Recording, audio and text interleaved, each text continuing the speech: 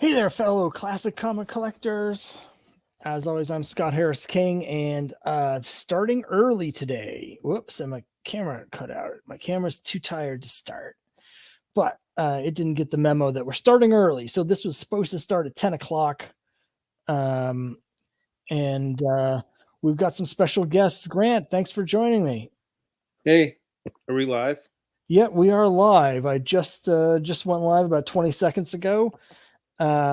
So are you funded yet? I Yeah, haven't I checked. just hit the funding goal. So, yeah, we're going to be talking about Quest. We'll also be talking about your campaign. And my father in law just gave me a big pledge to put me up over the top. So, Well, congratulations. thanks so much. It's been really the most difficult campaign I've ever had. And I did not think we were going to fund,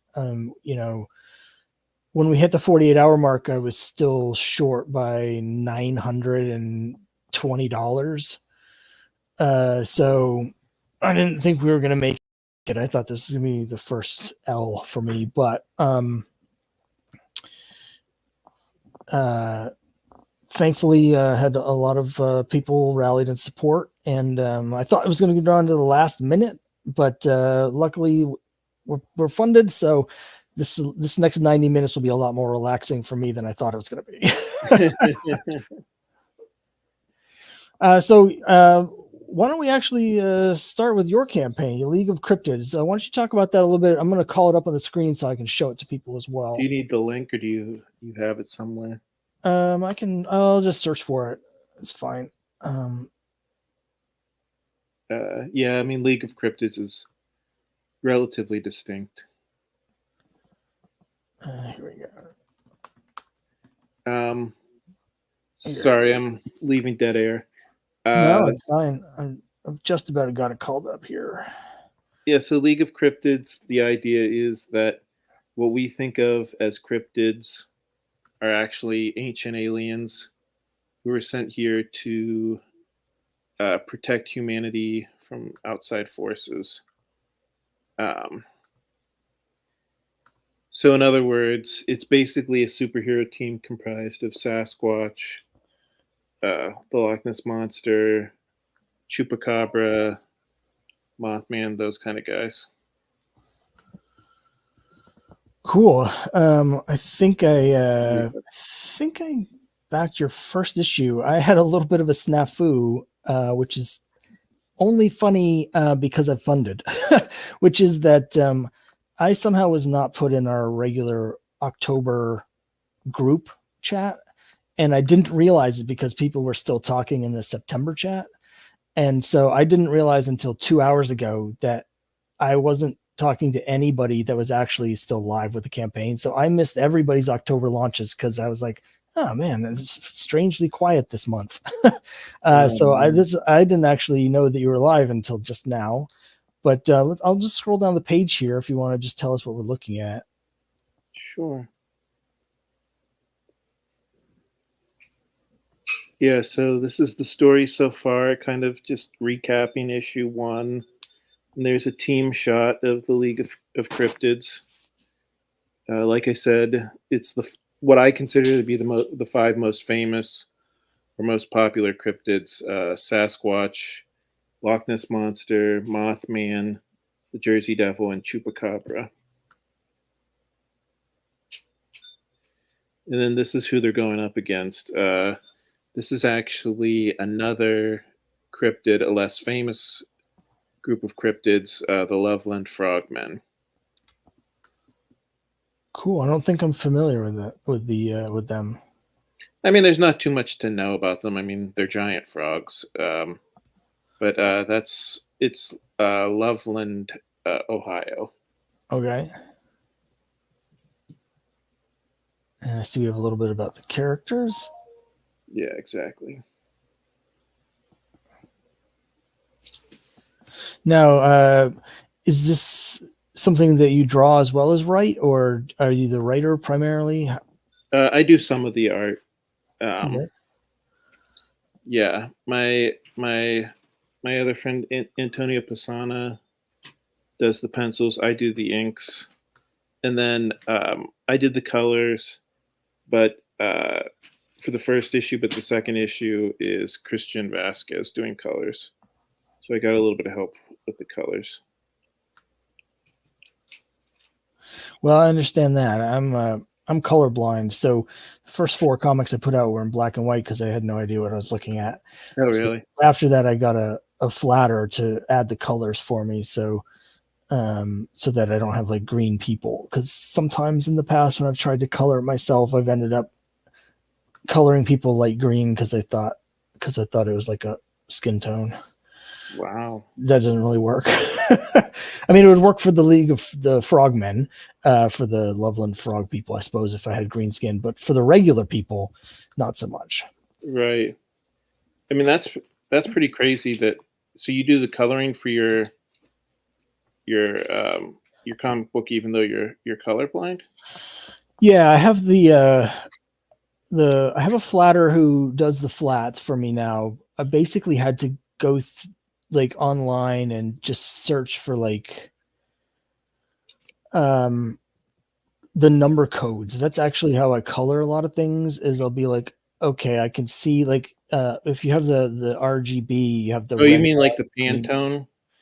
Yeah, like when I color digitally, so it'll have the RGB listing, which on my screen, the program I use are 3 bars. So it'll be like, it's like from 0 to 255, and you adjust the 3 settings. Yeah.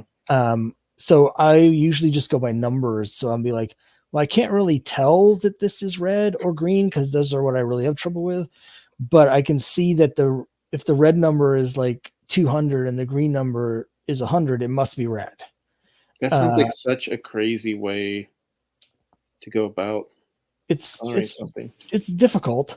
But one thing, like I think because I'm colorblind, I really I like old school coloring. So I have the flatter adds the flats, but then even then I'll change some of them because I like things with really high contrast. So I'm not a big fan of like modern coloring. I like the old school coloring from like, the 60s or 70s or 80s, where they had a much more limited palette. So there's a lot of contrast, because it makes it much easier for me to see things. So my books tend to have really bright colors and a lot of high contrast. So they feel kind of like old school comics. I'm not Uh, gonna lie to you. I think I would probably do black and white comic books if I were colorblind.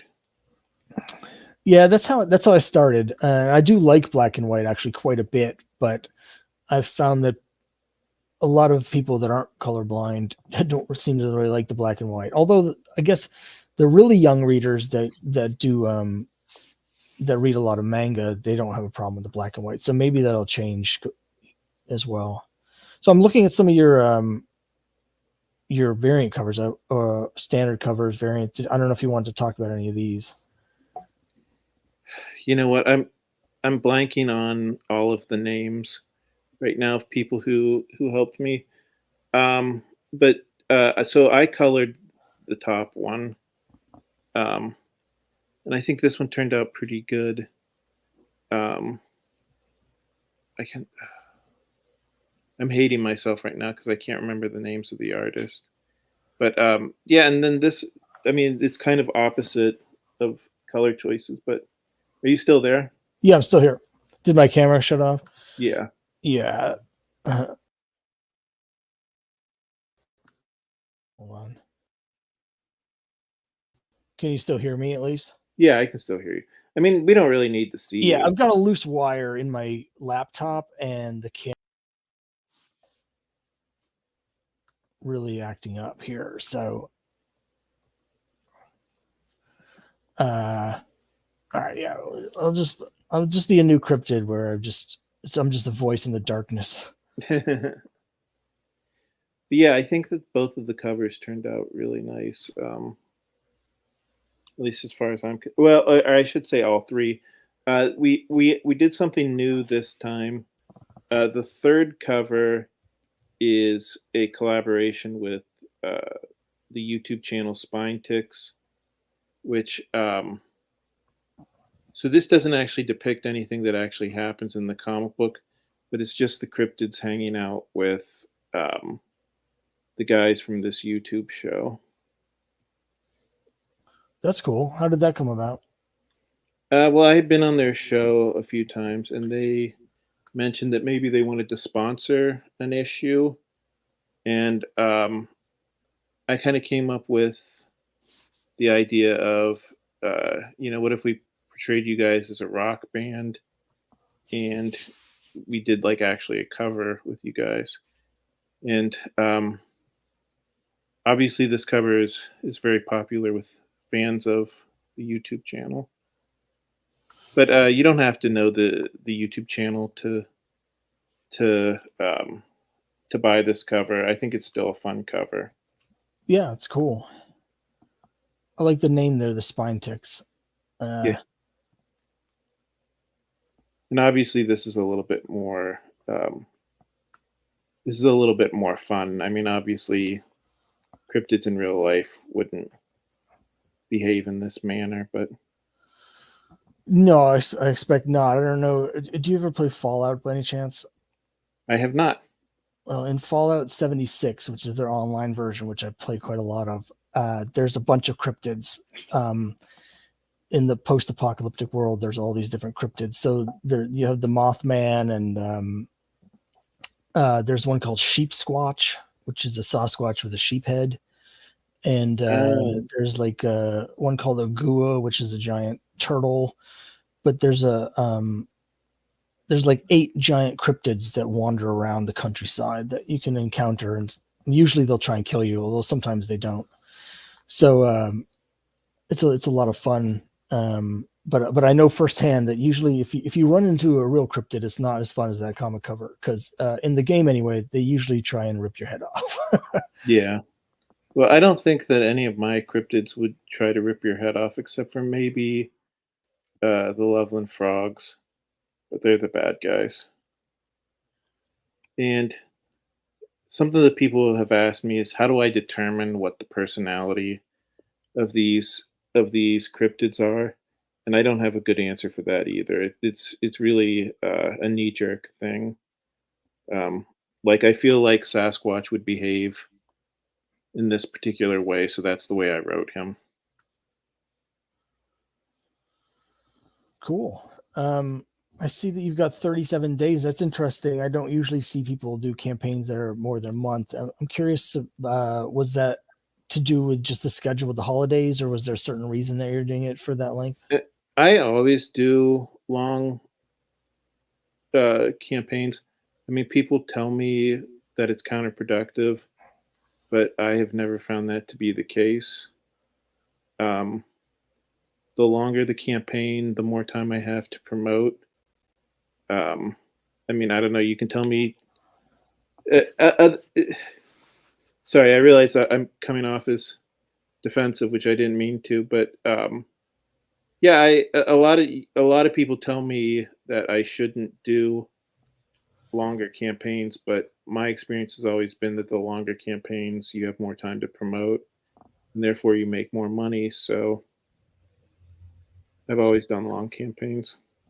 I mean, that makes sense. I've been tending to shorter campaigns just because of the analytics that I have from my campaigns, my previous ones.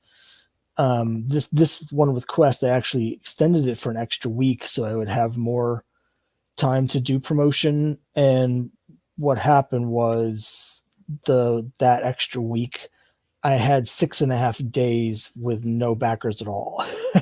So I was like, and I don't think I got any follower. I only got like 3 followers as well. So I was kind of like, that extra week I put in, it didn't feel like it helped me, but that's not to say it won't help you. I think everybody needs to kind of figure out their campaigns. It's just interesting. Like I know Charlie Stickney, who has huge campaigns. He believes in doing like a 30. He does a 30-day campaign every time. So he does sort of on the longer side. So I don't necessarily think it's counterproductive or anything. I think it really depends just on your audience and how you do the campaigns. Yeah, I do about 40 days. For me, that's like the perfect amount of time. Like if I do 60 days, or if I do like 50, um, then it starts to feel like, oh God, when is this gonna ever end? But for me, but if I do it like a 30-day campaign, then I'm like, oh my God, I'm rushing to get all of the campaigning in. But for me, 40 days is like kind of like the perfect amount of time. Cool. All right. Well, still trying to figure out how to get my camera to turn back on. Usually, I can just turn it. Every time I try and turn it on, it We want actually to see your pretty face. it shuts my mic off every time I try and turn my camera on, which is a little strange. It's like you can have one or the other. I'm gonna try something Maverick here. I'm gonna leave the studio and come back. This should theoretically leave you here alone for a second, but I should be able to get right back in. Let me just try that real quick.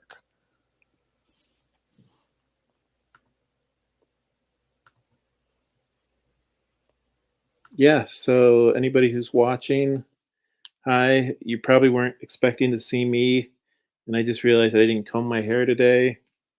So sorry for that. But yeah, everybody go and back one of our Kickstarters. You don't have to back both, but please back at least one of our Kickstarters. Okay, I'm back, and as you There's can Scott see, I again. still don't have a face. So I have a way to fix that, but it's going to Well, take me a minute. what you're saying is more important than what we're hearing. Oh, I Or, might I'm sorry, switch what over. being able to hear you talk is more important than being able to see you, right? Yes, I think so. But it would also be nice. I think I'll switch over and take a look at Quest here. Also, put the invitation to everybody in our group, so it's possible someone else might show up, but I haven't heard from anybody else yet. Here's Quest. You can see we've got 70 minutes left, and we've just hit our goal here with 128 backers, but there's still an hour for people to come in. One thing that's been really great with this campaign is I've had so many returning backers. I've just been struggling to get new backers, but had a lot of returning backers, so that's been great. I've had a similar problem. Yeah, this last year it seems like for whatever reason it's been harder and harder to get new people to come in, but it's I'm really happy that the people that are reading the series seem to be enjoying it, because most of them have been coming back, so that's great. It's just a matter of figuring out how to get more people to see it. But hopefully, the throngs of people on YouTube will be seeing this video and come to take a look. When I was on the other screen, I didn't see that this comment from a wonderful viewer, Brookie Monster, who also happens to be my wife. And she says, I think you should do a trippy comic with coloring the way you see everything. Yeah. I think it would have to be just the right story for that to work. Although I will say there's a sequence in my romance comic Geek Love, which just arrived from the printer a few days ago now. Haven't had a chance to mail it out yet, but there's a sequence there where I specifically asked the artists and stuff that I basically wanted it to look like a Steve Ditko Doctor Strange landscape, and so there's all these crazy vibrant colors and like weird things. I think if I was coloring something, it would look a lot like that probably. We've got a question here for Grant. It's from Brandon Sellers. Question for Grant. Do you finish your book before the campaign? I would think it would be a lot of pressure to finish the comic after the campaign is successful. Love the concept for your book, by the way. Thanks, Brendan. Um, yeah, all of my comic books are finished before I start the campaign. Maybe if there's little things like lettering or like, I don't know. I'll make little changes after the Kickstarter begins. But yeah, for the most part, I try to have the entire comic book done by the time I launch the Kickstarter. Yeah, for me, it's mostly done when I launch the Kickstarter. So like I have all the line art done and um all the flat colors. So what I have left to do is basically just tweak the colors. I add a little bit of shading, but since I tend to do old school flat colors, there's actually not a whole lot of shading to do. And then add the lettering, and I'm done. So I would say like the book is like 85 to 90% finished for me when I launch, but I also make sure to build in enough time because I've done enough where I know how long it's going to take me to do those last steps. So I build in like an extra month or two for that in terms of the fulfillment time to make sure that I get everything on time. So far, I mean, this is my 16th campaign, and all the Oh wow! previous 15 have all been delivered on time. So um, that's something that I think is it's really important to me. I think it's important to the backers, like they know when they back that they're going to get it on time. I did not know that you had done like that many campaigns. That's very impressive. Thanks. It's probably a few too many, actually. Just because, like, I've been trying to. There was a whole trend that I didn't realize I was part of, but about 2 years ago, I was like, I need to get out more comics faster to build the audience up. So I started doing all these campaigns. So like in the last since the fall of 2022, this is my uh wow. Uh I guess this is my 12th campaign in the last like 26 months. It's a little too much, too fast. So I'm going to be slowing down a little bit next year to sort of keep a little bit more of a balance here. Okay, so maybe I'm dumb. I'm trying to figure out how many do you do a year? Well, I've done 4 this year. This is my 4th. I did 5 last year. And then the year before I did 3, but they were all in the second half of the year. So it was like I did like July, September and November that year. So yeah, I did 3 and then 5, and this year I've done 4. I might do another one at the end in December this year, but that's because I'm reprinting one of my books, but with a new cover. So there's not nearly as much work involved. It's basically all the work's already done for that. It's just a matter of doing it. So I try to keep it steady at 3 per year, which people tell me that I'm crazy for doing that. So if I'm crazy for doing 3 a year, then you must really be crazy for doing, what did you say, like 5 you did one year? Yeah, 5 last year, and it might be 5 this year. I think 5 is too much for me. I think 4 is more my sweet spot. But there's people that do. They're all over the. I don't know if you're familiar with Pat Shand, Yeah, but yeah, I mean he's got a I've met couple. Pat Shand. He has a couple different YouTube. I mean, Kickstarter accounts. He's got like his personal one, but he also has a company one, and they do like he does at least one Kickstarter every month, I think, and sometimes multiple Kickstarters. I think he does like 15 or 18 a year every year. So that's crazy to me. That's insane. Like 5 is Well, especially too many. because each one of those makes like over 6 figures. So he's Yeah. really making a lot of money. So one of the things that I'm going to try to do for my next Kickstarter, I'm going to move from doing a 22-page comic book to doing a 32-page comic book. because I just feel like that'll be more efficient. You know what I mean? Like instead of doing, at least in theory, you know what I mean? Like I'm saying, you know, I can tell more of a story with 30 pages than with 20 pages. And, but I mean, it takes the same amount of time to put a 30-page comic book into a sleeve as it does a 20-page comic book. You know what I mean? So I'm thinking that that'll be more efficient. Yeah. So like Quest is I do 24 pages, but my series Crime Busters is 36 pages. Um, and pros and cons.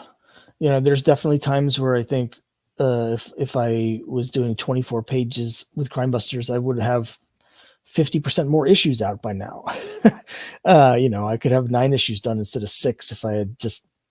But the stories that I'm telling in Crime Busters need more space. Like that's basically how I do it. Is I just see how long is the story going to be, and I found for Crime Busters, I do a main story that's usually 30 pages, sometimes 32, and then I'll do a backup story that's between 4 and 6 pages, with some character work in it.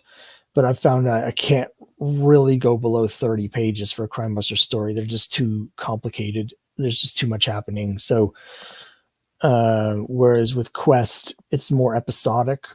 It sort of carries over from one to the next. So there's not as much of a need to sort of fit everything in the one issue like with the other series.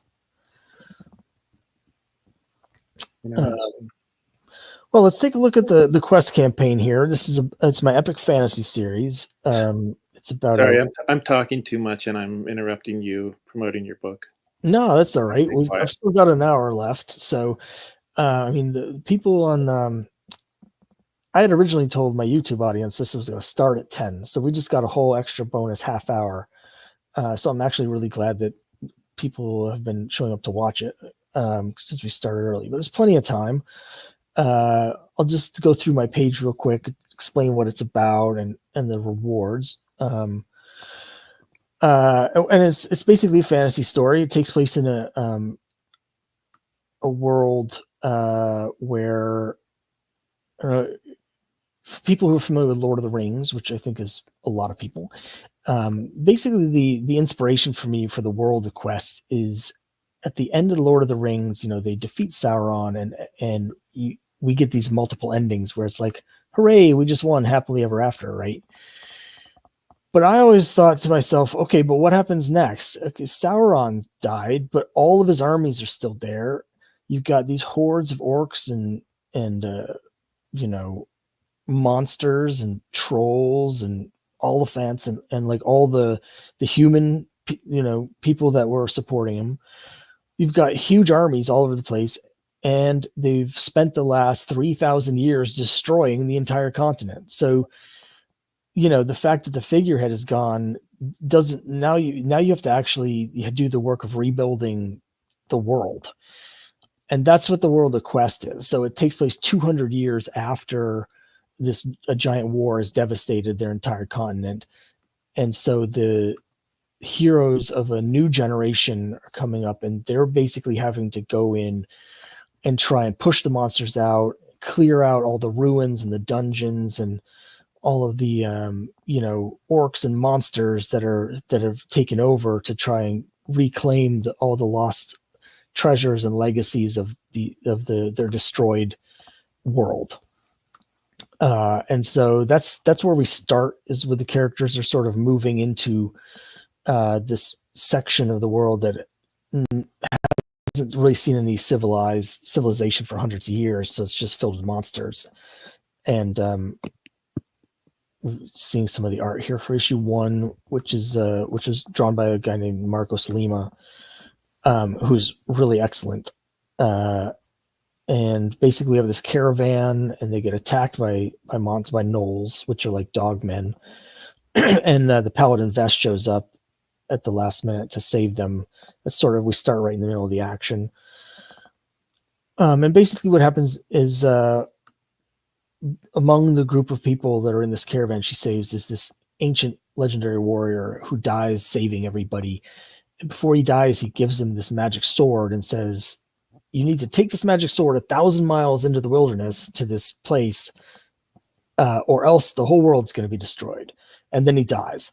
And so they don't know anything about the sword. They don't know why they have to go there. They don't know what's going to happen when they get there. They don't know what's going to destroy the world if they don't. But they know they have to do it. And so they're sent on this quest sort of blind with no answers and all questions. And they have to take this like basically suicide mission. And that's where we get them at the end of the first issue. And then, so I'll just show the art real quick here. This is issue 2 with artist named Rock Alves, who does some great action sequences as they get to this border town, the one outpost in the wilderness that's supposed to be a safe haven, but of course it's not. And then issue 3, we have a flashback. We get some of the backstory of the characters that are in the story with the paladins. This is all material that I actually didn't have on my campaign page until yesterday. And I had someone tell me that they wanted more information about the characters. So I was like, well, I originally didn't have it because I was like, there's 4 issues worth of stuff. I thought was worried it'd be too overwhelming for audiences, but it seems like it was the other way around. I might have streamlined things a little too much. And here's for this issue 4, the new one, issue 4. This is another different artist. This is Lisa Wynn. Her art is much more cartoony. It's sort of like a Saturday morning cartoon. So for old school people that like watch the Dungeons and Dragons cartoon in the 80s, that's kind of the vibe that we're going for here. It does have a little bit of a different feel than the other art, but I hope people like it. We just had some scheduling issues with the regular artists, so Lisa was nice enough to step in and did some great art here. I love this 2-page spread with where they find the goblins in the cave. So she did issue 4. But with next issue, we'll have the Marcos, who did issue 1, will be coming back for next issue. And then the other thing that has been the most popular reward is that people have been picking is this. It's the RPG edition. So we have a variant cover for this that looks like the old D&D modules from the 80s. Yeah, that's cool. This one is specifically homaging a supplement from 1983 called the Shady Dragon Inn. I try and pick modules to homage that make sense thematically for whatever's in the comic. And in this case, issue 4, there's going to be one of these classic D&D like meeting at an inn where we're going to meet a bunch of new characters. So some of those are on the cover here. But the other thing is, it's not just a variant cover. This edition has bonus pages of gaming material, including mini modules. This is the one from issue 1.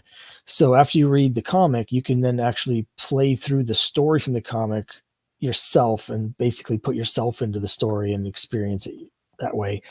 And we've got like the class rules for how the class works in the World of Quest, and we have monster rules for the monsters that they fight in the issue and stuff like that. And my dungeon master helps me put this together. He's been running our games for over 30 years, so he's like an expert at all of this. That's been a really popular, particularly it's the most popular both in the Kickstarters, but also at conventions. This is what does the best. People see the covers and they recognize the D&D covers and they gravitate towards that. And I've been playing D&D since the 80s, so obviously most of the stuff I'm doing here is sort of inspired by the stuff I loved when I was 12 or 13 that got me into fantasy to begin with. I do have some like catch-up sets, both digital and physical. You can get a catch-up bundle for a discounted price, or you can get the whole series. That's the regular edition. There's also, you can get all 4 of the RPG editions. This is a cover by Erwin J. Rosa, who is a fantastic artist who does a lot of Kickstarter covers. And he did an issue 1 cover, which we'll see is further down. And so it's like a movie poster cover he does with all the characters. So when we have the new batch of characters coming in this issue, I wanted to do another cover so you can have them sort of the set of them introducing all the characters. That looks cool. This is a virgin variant that's limited to 50 copies, but there's also a metal version that's limited to 25. But he also he actually gave me two versions, a blue one and a red one. So for the red one, I did this. Every issue I do was book cover, so it looks like a cover from the TSR's the Endless Quest books, which are like their choose your own adventure books in the 80s. And so I used his red cover for that. And then you can see, you can add on the previous ones here. This was something that was not originally planning on doing, but when I was doing the first issue, I just loved these books as a kid. So I just spent one day just screwing around with my art programs to try and recreate the graphic design so it would look like that. And once I did it, I was like, oh, this looks really cool. I need this for my own collection. So I decided to make it available to everybody. And it's actually been one of the most popular cover sets. I've talked to a lot of creators, and I don't know actually anyone else who does this, but I have these with my variant covers. I don't just do I do random variant covers every issue, but I also do these sets of covers with my series. So I have people where they're reading the whole series of quests, but they just get these unending quest books, or they just get the module cover, or they might get, I do a set of these Bronze Age covers. So they look like they're from the 70s. And I have people where, again, they read the whole series, but they don't get any of the other covers. They just get the Bronze Age variants. This cover is by Eiler Azusano, who's the artist for a series called Broken Trident, which is another Kickstarter fantasy book. The first three covers I drew myself. You can see they're made to look like Conan the Barbarian covers from the 70s. How many different covers do you have? So basically 5. I have, and I do this for every issue. I do regular cover for $10. I do the Unending Quest book here for $13. At $15 is the Bronze Age books, and these are all limited. Like that's limited to 100 copies. These are here are limited to 100. Then I do the D&D ones, which are $20 because they have the bonus pages, but they're limited to 200. And I do an artist virgin variant. So every issue I'll have an artist spotlight cover, so there's no logo. So I basically have 5 different covers. And then I'll offer the metal version of this. So there's technically a 6th. But it's basically I have those 5 are what I do every issue. And then there might be some other things depending. Sometimes like partway through a campaign, I'll do like another variant just to try and get some more people to add something on. I'll be like, hey, I'm going to do this surprise variant. That hasn't really worked, to be honest. But like issue 2, I did a Walking Dead homage where I had Vess here, but as I just blanked on the character's name. Is it McCone? That's not how you pronounce her name. The woman with the swords from Walking Dead. I did. She first appeared in Walking Dead 19, so I did a variant cover where it was Vess, but the rest of it would look like the Walking Dead 19 cover, which made sense because that issue had Vess fighting zombies. So that didn't really do that great, but it was fun to do. Hey, you got to keep things interesting, right? Yeah, and this year and the beginning of next, I'm actually doing another variant, but it's for all of the comics I'm doing, and that's these anniversary covers. Because this is my 5th year doing comics, so I'm doing these Crime Buster Comics 5th anniversary variants. So they're designed to look like the Marvel 25th anniversary variants from 1986. Of course, the Marvel ones had all the Marvel characters around the frame, and then there was a portrait of the character. So I'm doing this for all the comics I'm putting out. So I've got like Crime Buster 6, I did one of these, and then Quest 3 and 4, Geek Love number 1, and then I've got several more ready to go. So I'm going to end up with a set of like 9 or 10 of these anniversary covers. These I just do as an add-on, so they're only available as add-ons. I have like 5 or 6 people that are collecting the whole set. And again, this is another thing from my childhood that I just wanted because I thought it'd be fun for myself. And so far, other people seems to enjoy it as well. So we're just about done looking at my campaign. This is taking a little longer than I was expecting. But this is the first campaign I've been able to do original art because the guy that does those anniversary covers actually draws traditional with ink on paper. So I was able to get the original art for the Quest, the 3, 4, and 5 anniversary covers, and offered those up as physical as a add-on rewards. They're one of a kind. And I have a bunch of other add-ons. Like I did blanks for issue 3. So if people want a sketch cover, I'll draw whatever they want on a Quest cover with markers. Or if they want to draw their own cover, I have a couple blanks left for people that just want to draw their own Quest cover. These are the other artist ones I mentioned. I do the artist version every issue. These are the ones for 1, 2, and 3. And then we got some prints, sketch cards. Here's the other cover Irwin did for me for issue 1, which is really great. Yeah. That one was limited to 100, but I still have some left. So I have made it available as an add-on so people can get the set of both of his covers. Here's one of the sketch covers I did using markers. I've had Vest teaming up with Red Sonja. Of course, I can't do that on a printed cover for trademark reasons, for legal reasons. Right. But with a sketch cover, you can draw whatever you want. So I put Red Sonja on the cover there with her. And I also, this time, I'm trying to do more digital add-ons because I've been having more and more people backing digitally. So I have a digital sampler where you can get a PDF that is the first issue of all my other comics. So if you want to just get a taste of what I'm doing, you can do that, or you can get the bundle of everything that I've done digitally. And I also am doing a digital coloring book. So it's going to be 36 high-res black and white pages from Quest that you can print out and then color in yourself at home.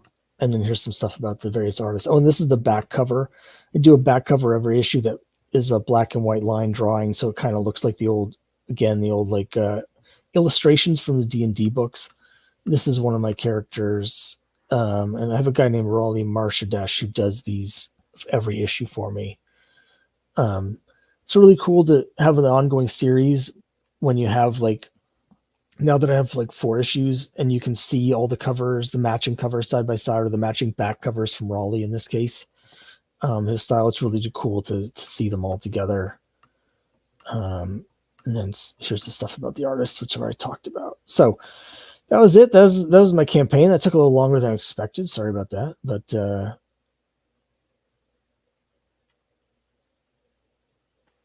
yeah, that's it. I should probably check and see if there was any comments during any of that, because I can't see that while I'm on the other screen. So, Hi, Silver. Silver Knight Kyle, thanks very much for joining me, Kyle. I really appreciate it. You might be able to see here that my camera's broken, so there's just an empty hole where my face should be. But it's all right. At least you got my pretty face. Yeah, so you're going to have to carry the sex symbol aspect of this. Let me just... Oh boy, we're both in trouble. Let's see. I was just checking to see if there's any messages from any of the other creators that I had invited, but I haven't seen anybody yet. Just 1 second. I'm going to drop a message for some people over here. There's so many different channels, social media. I'm trying to juggle Facebook and TikTok and Instagram and Discord and Blue Sky and everything all at the same time, and sometimes I don't even know what channel I'm. Yeah, that's called the modern day, right?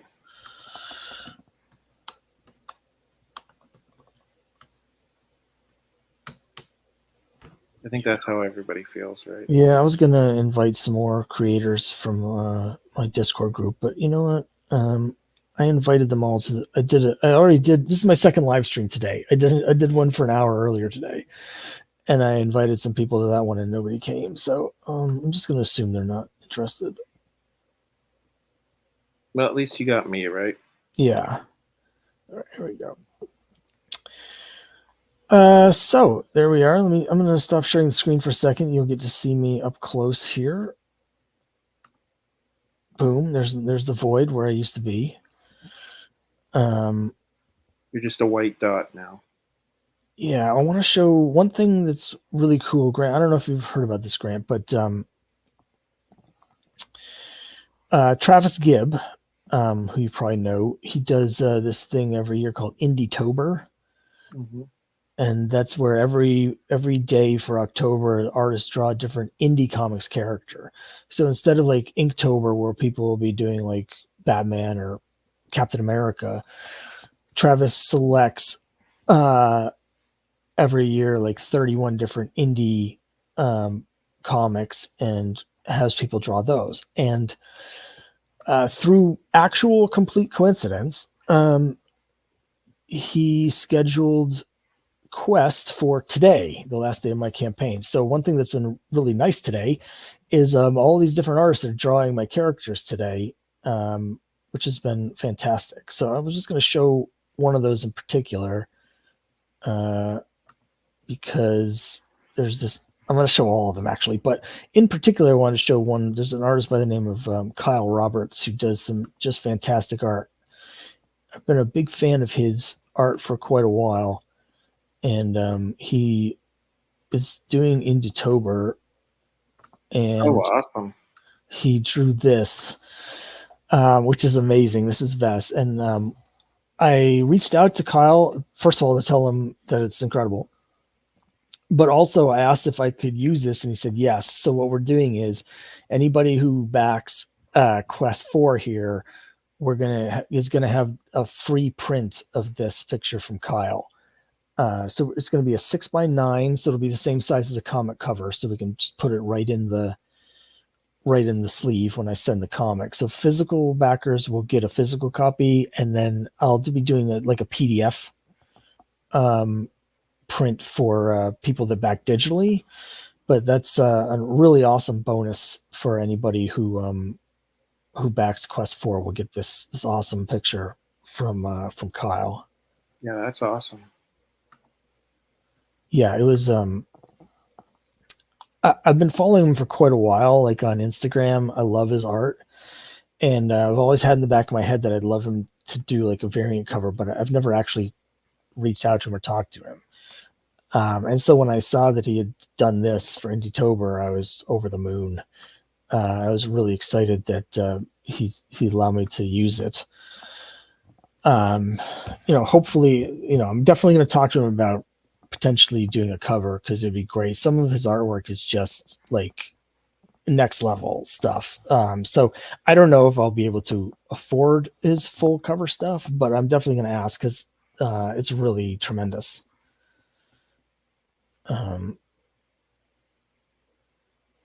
So while you're looking at that, I'm going to call up some of the other ones so we can see some of the other. Most of the people drew vests. We did have one person that drew one of the other characters as well.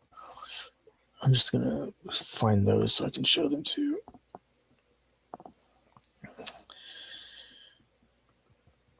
Of course, finding them is the hard part because Facebook wants to do everything in whatever specific order they want to do. And so I've got to like mess around with all the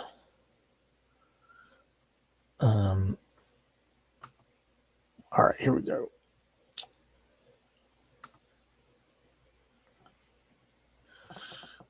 Let's see. Kyle says that's spectacular. Yeah, it's so excellent. Like his art is just fantastic. All right. I'm not sure what Kyle means when he says I join you, but it wouldn't do any good. Does he mean it wouldn't do any good for us, or it wouldn't do any good for him?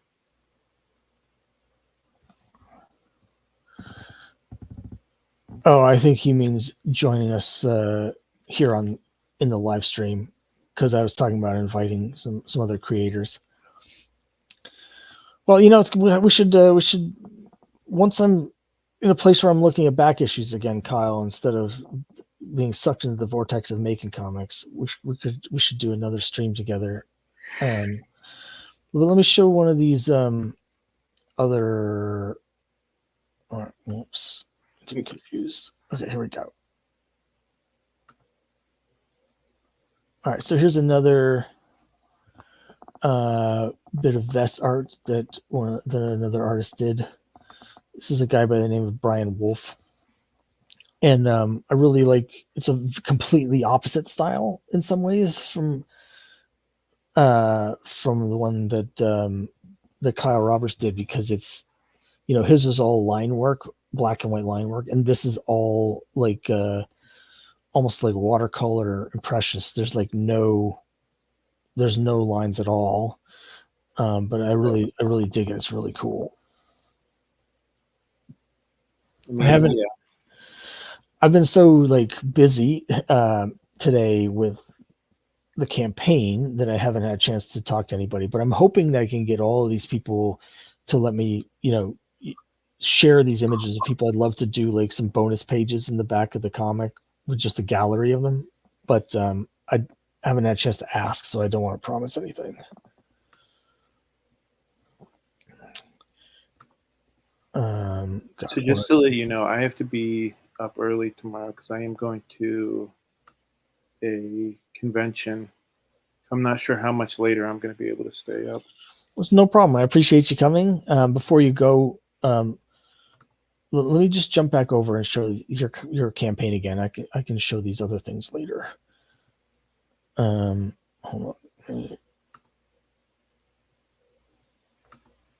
on. I do appreciate you letting me be on your show. Yeah, I appreciate you coming on. Like I said, I'm glad you got funded.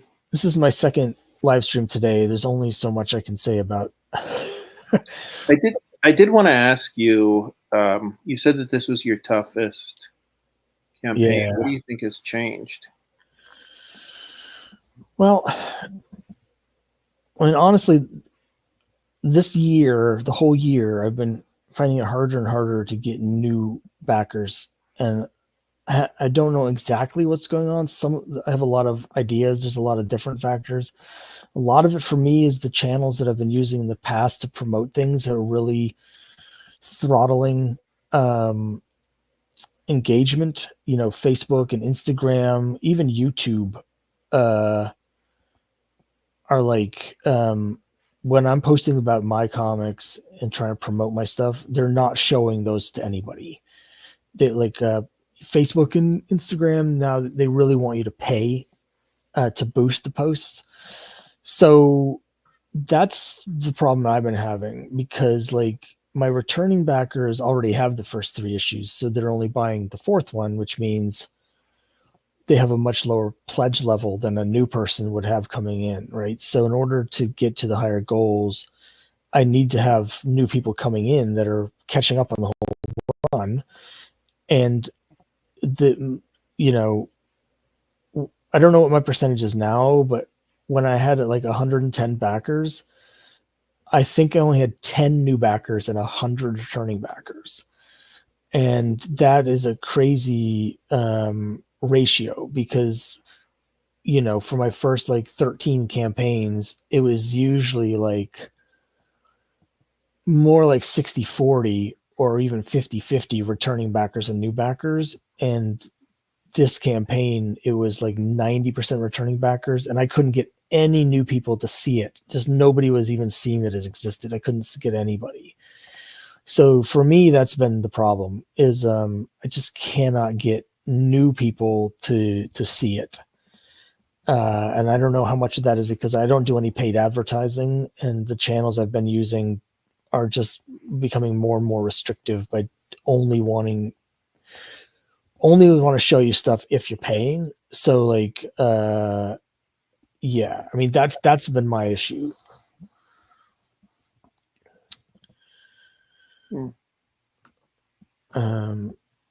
So just again, for those of you who came in later, this is Grant's campaign, League of Cryptids. It's going to be it's live now. It's going to be live for the next 37 days. And as you can see from the description, Sasquatch, the Loch Ness Monster, Mothman, the Jersey Devil, and Chupacabra joined together to defend Earth from an alien attack. So if you're a fan of cryptids, which I know a lot of people are, this is a cool book to check out. Yeah, thank you. Sure. And thanks for coming. I appreciate it. Yeah, thanks for having me on. Well, I was going to say if I could return the favor, I would, but since your Kickstarter is ending here shortly. Yeah, well, maybe next time. I mean, I'm doing Kickstarters all the time, so I'm sure we'll be live again at the same time at some point in the future. I've got Crimebuster 7, which hopefully will be in January. We're just waiting for the artist has had some issues at his end, so there's been a bit of a delay on that. But he's only got 5 pages left to draw, so I'm hoping we'll have those done soon. We'll get that out at the end of January, and then I've already got the art for Quest 5, so it's great that Quest 4 funded. Otherwise, I would really be screwed. But so Quest 5 will be out sometime in next spring, probably April. So I'm sure we'll be live again at some time in the future. I appreciate you coming on. Yeah, I do a Monday night stream, so if you ever want to come on, just send me a message. Cool. And Kyle says, cool looking book. Thank you, Kyle. I hope at least a couple of you check it out. Yeah, let me, I'll share the, hold on a second. Let me I'll pop the link into the chat so people know where it is. Thank you. There's the link.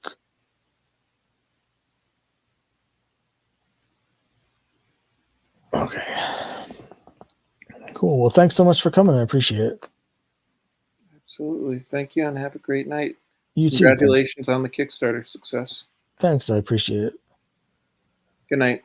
All right. Okay, and now it's just every time I talk, you see the sound thing because my camera's not working. It's just like 2001. Back my comic, Hal. Back my comic, Hal. Anyway, let me get something on the screen so you don't have to look at that creepy floating dot.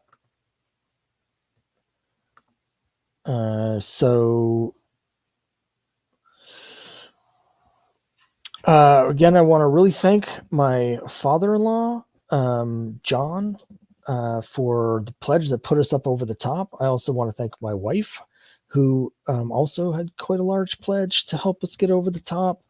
And particularly want to thank both of them because since then, we haven't gotten any backers at all. So without the support of my wonderful, loving family, we would once again be looking at a desolate hellscape tonight. But instead, we have hit the funding goal, so this will exist. It would be great for me personally if we could get like 2 more backers or 3 more backers. The first 3 issues, I had 142 backers, 143 backers, and 132. So it would be really nice to get back up to that 132 backer mark so that this is like the lowest backed of the campaigns. But I'm happy just to have it funded so that this will get out there and exist in the world. And the other thing is that we are doing, this is the first time with one of my Quest campaigns that I'm going to have late pledges. So this is a new thing with Kickstarter. They just started a couple months ago, is that after the campaign's over, since it has funded, once it's over, the page will still be live. And so if people like get the message late or whatever, maybe someone is at work today and they missed their email that it was, they're planning on backing or whatever, people will still be able to come in and back the campaign. It's really important to back while it's still live because the late pledges only work if the campaign actually funds. So that's great. But it's possible that we'll have some late pledges come in over the next couple weeks and boost that backer count up. I certainly hope so. Again, we've been having lots and lots of returning backers, but there's still quite a few returning backers that normally pledge to the campaign that have not done that yet. So I'm hoping that some of them will trickle in over the next couple weeks.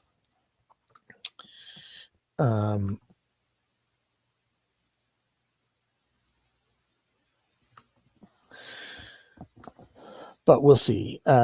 I do still have a little bit more art to show people from other creators who have been drawing my characters today. So why don't I show everybody that? Here's this again for just a second.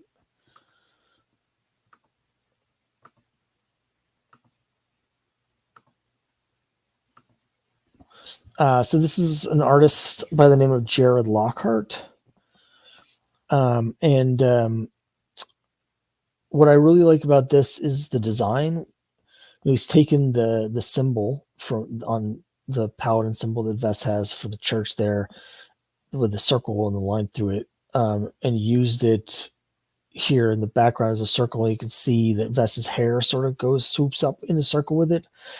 To me, it's very reminiscent design wise of Mike Grell, who's maybe my favorite ever cover artist. He does a lot of designs with circles where he'll have the character framed in a circle or coming out of a circle or whatever. And I love Grell's circle covers. So that was immediately when I saw this, I was like, oh, it's like one of those Grell circle covers. So that's something that I really, really dig. And again, I really appreciate all the artists working on these and drawing my characters. It's really great. I've been drawing during Indietopia as well. I've been drawing other people's characters, but I've been so busy with my campaign that I haven't been able to keep up. So like it's day 18. I think I only got like 5 of them drawn, but I've promised everyone that once the campaign's over, then I'm going to catch up on everybody else's. All right, let me show another one here.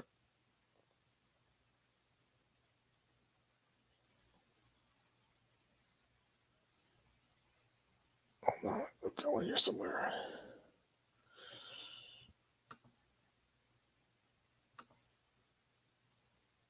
Oh, hold on. Oh, we got a surprise guest. Hey, Alan. Hey, thanks for joining me. How's it going? Good. I just refreshed the screen and you made it. Yes. I got some large late pledges from my family members. To put me You up know what? this time.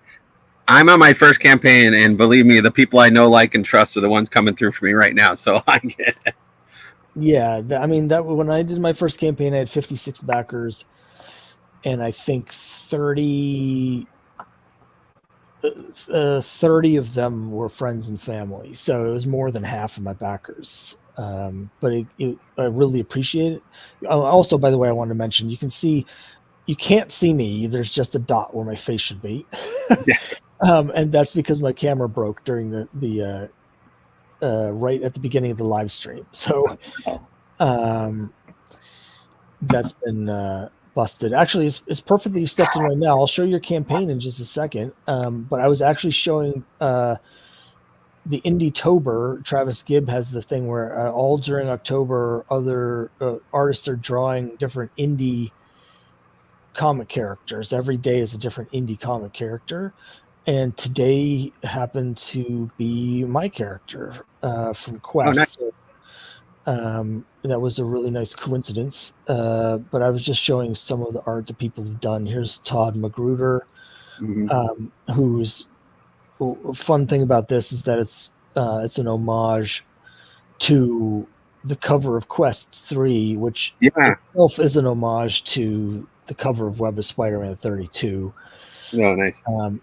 And Todd's art to me has a little bit of Kevin Nolan in it.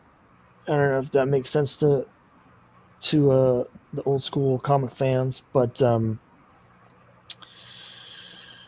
yeah. So I was just showing those, but it's perfect segue because you had actually done some art with Vess and your character Red Cat. Yeah. And why don't I call up your campaign here?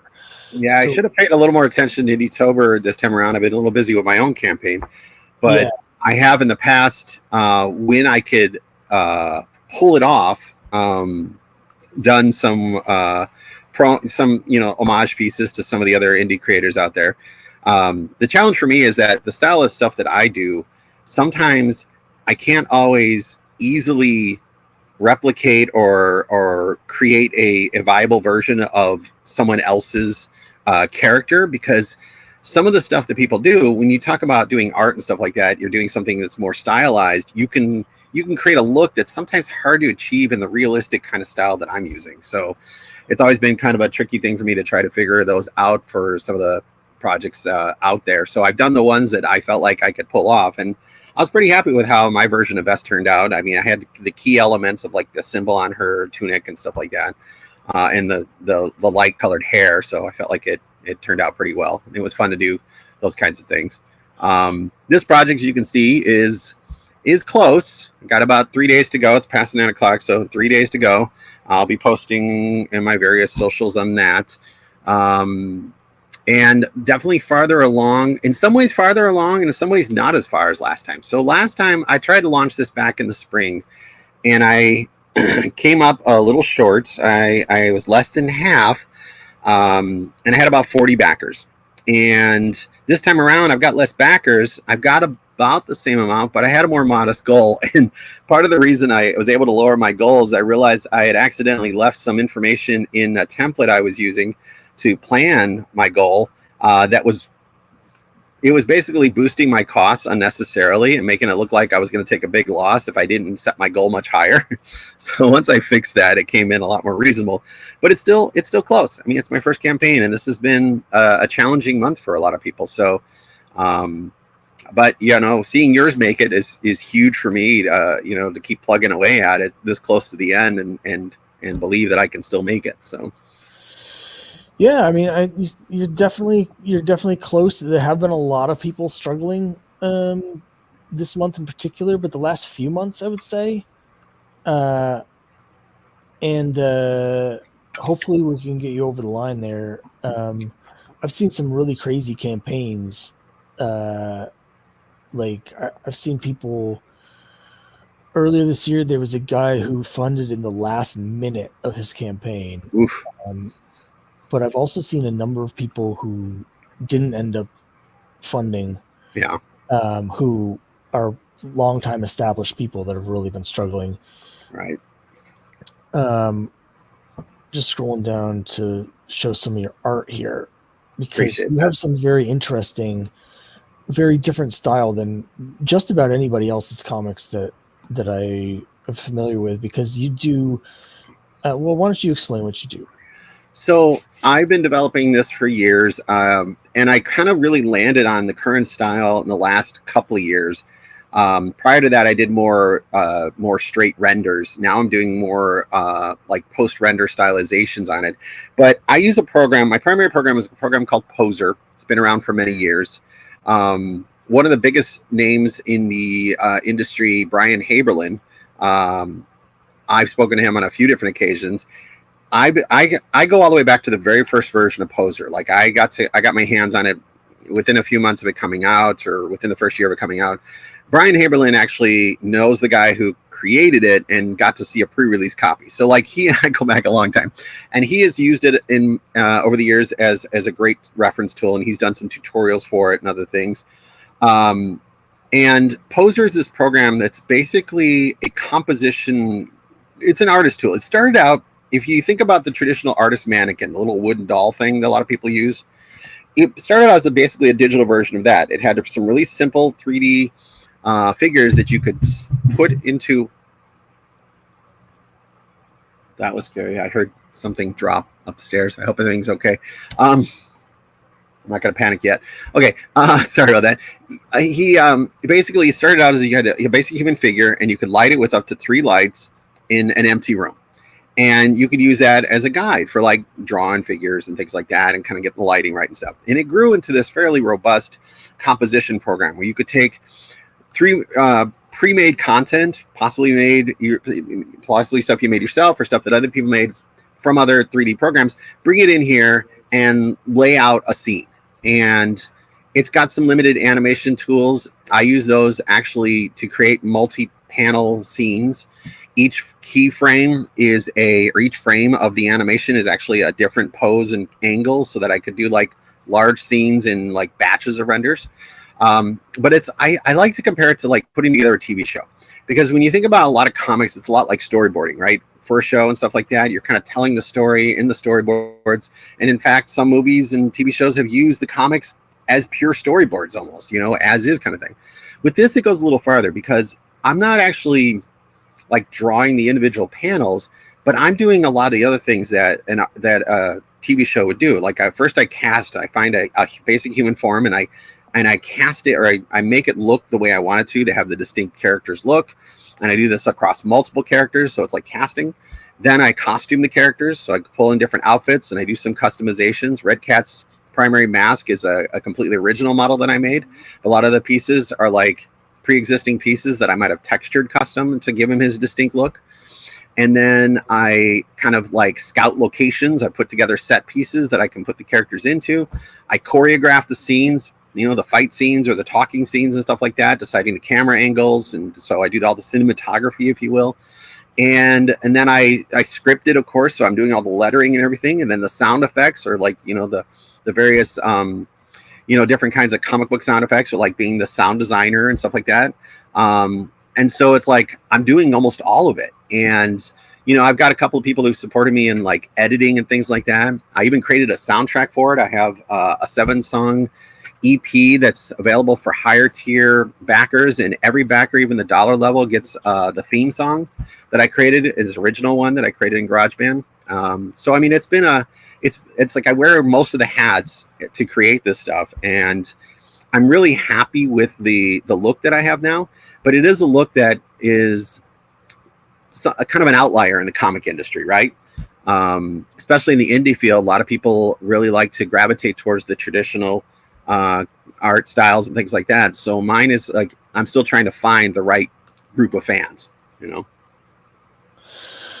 Well, I think it's really interesting. I mean, I play a lot of video games, and of course, to me, it looks like almost like this sort of realistic 3D like video game cutscenes. Yeah.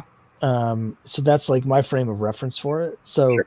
I mean, I think it's really interesting. Like some of these panels are really cool. I like the one where he's on the motorcycle here going down the street. Like it's really neat, and it's definitely very different from most of the other indie comics. So you definitely stand out. It's very unique. That's the hope, So, I mean, there's still a lot of storytelling involved, right? You still have to choose the right angles. You still have to choose the right panel layouts. When I first envisioned this years ago, I actually had thought about doing it as a landscape kind of comic, almost like formatted for like, television screen kind of look, with the idea of it being a purely digital endeavor. In more recent years, I went back to more traditional layouts and things like that. But there is a lot of effort that goes into it in terms of like even just developing the brand a bit.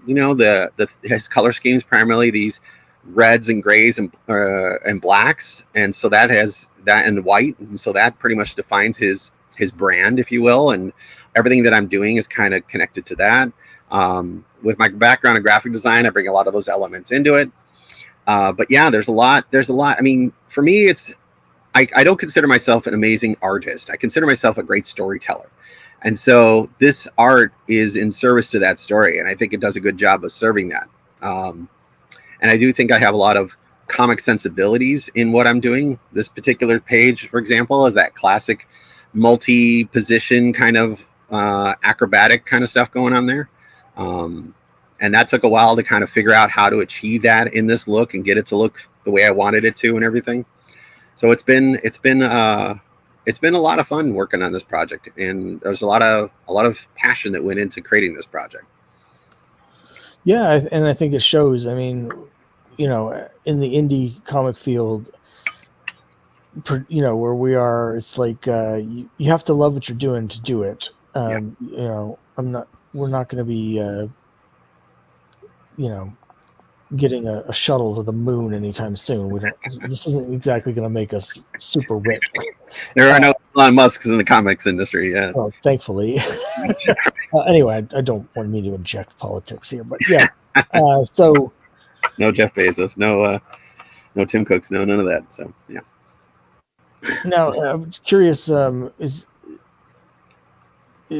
this is issue 1. Is this going to be like an ongoing series? Is it a limited series? Is it a one shot? What do you have in mind for that? Exactly. Thank you for asking. This is a 4-issue miniseries that launches things off. The thing about this character is, many years ago, some friends and I worked on a number of these early ideas that eventually developed into what I'm working on now. And over the course of time, we had a series of stories that we kind of worked through. I don't know how many people are familiar with role-playing games, but we used a role-playing game system to kind of adapt our characters so that we could then kind of play out plots and see how things kind of played out, and had this kind of collaborative storytelling going on. And we developed a lot of great ideas.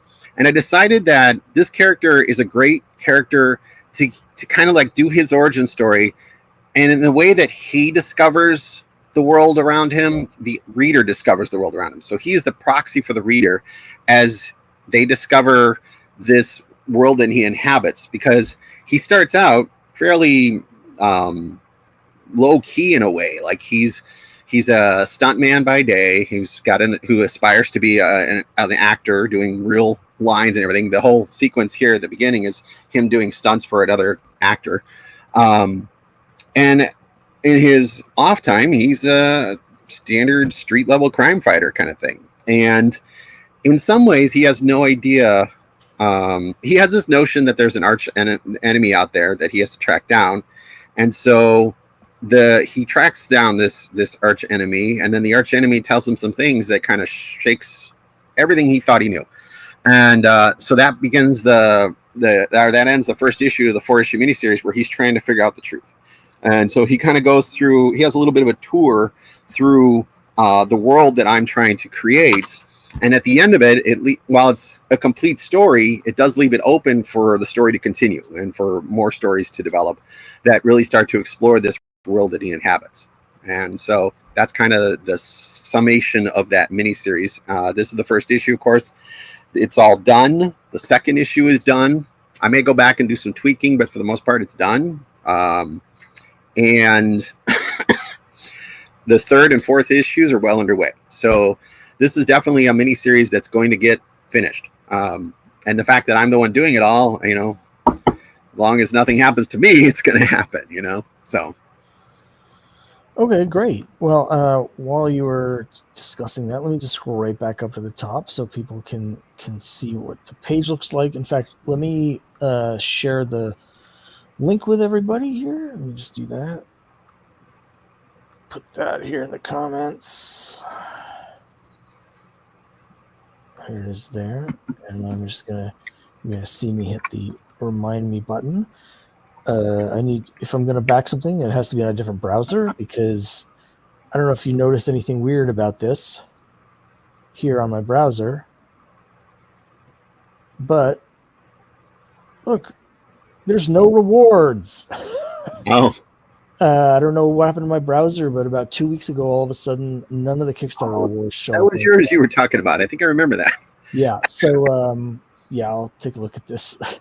Yeah. But I do want to share, since you came in right when I was showing the art that the other people have done, you've actually done a number of pictures of Vess over the last year or so. So yeah, one of those I've got called up here. That's one of the advantages of the type of work that I'm doing, is that once I've crafted the character and I've kind of established their look, and I've kind of created a base, I can then use that character over and over again fairly easily. So at any time I can drop in and knock out a new piece pretty quickly. So pinups are, like, you know, fairly easy to do. A lot of the work for me is like creating whole scenes where I have to like, okay, I've got this angle, this character is talking, and then this in the next panel I have to change everything around again and make pose things and reshoot things, so to speak. And so it can be a bit time consuming. But the pinups, once I establish it, and that's the challenge. Like if I'm going to tackle a new character, recently Grant Lankard launched his next issue of his League of Cryptids series. And looking at the characters, they are distinct characters. And the first one I was able to pull off successfully was Jersey Devil. And he's got this other one that is Mothman. And I think I did a decent kind of take on it. It's a little departure from what I've seen in his other art, but enough to where people would know that was Mothman, you know. But the other ones are definitely going to be challenging. So I haven't really pushed to tackle them. But I did Vess here, and I've gotten a few different shots with that. There's even one where she and Red Cat are, preparing for something. They definitely exist in different eras, so I haven't done as much with them interacting. But then I did a cool one where she's about to awake a dragon, and then there was a couple other just like portrait shots. Actually, I'm probably going to share the one since you've successfully. I don't know. Can I share something here? Since you have successfully. Funded. Can you? I don't know if you can or not. I have no idea, to be honest. That's a good question. There's a present feature. Does that mean I can share a video file? I can share screen. I can share a slide. I don't know what a slide is. I have no slides. Oh, let's add a slide from my computer. Google Slides, PowerPoint, and PDF. Okay, that's not the same thing. All right, that's not it. So let me see if I can maybe share screen. It's easiest with 2 monitors. Okay, well, I'm going to not do that then. All right. Let me see if I can. Nope. Okay. Interesting. I can share a video file, but that's not really the same thing. I wonder if that will. Let me just try something real quick here. Let's see if it lets me. I know this probably won't work, but I can try, right? There's my Quest tribute. Let's see. Where was that one? It was the victory one. Nope. It won't let me do it there. Okay. So let me see if I can do it one other way. Let's see here. Edit audio avatar. Edit it. You know what? You're in the show. Everyone can see you. Huh. Maybe not. All right. I will try. Let's see. You had shared one with me after the last issue funded. That might be it. Wait a minute. I got an idea. Let me do something real quick here. I think I found it. Let's see. Where's my, okay, crucial users, other people's property tributes, OPP. There's Grant. There's Quest. There it is. Okay, let me open this up. Let's see if that's going to open there. Perfect. Okay, so let's try to select a window. Let's go back to this real quick. Select a window or screen. Let's see here.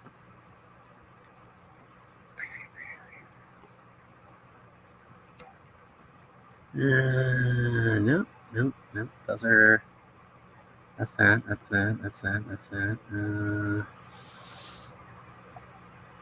Interesting. All right, I'll just do this.